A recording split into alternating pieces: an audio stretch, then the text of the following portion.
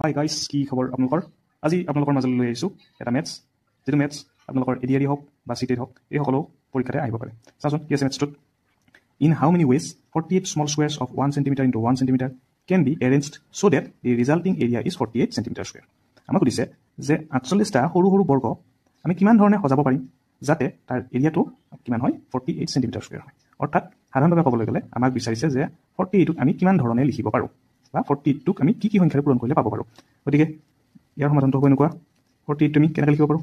1 into 48 উৎপাদক বিশ্লেষণ কৰিলে, বা 2 into 24 লিখিব পাৰি, বা 3 into 16 লিখিব পাৰি, বা 4 into 12 লিখিব পাৰি, আৰু 6 into 8 লিখিব পাৰি।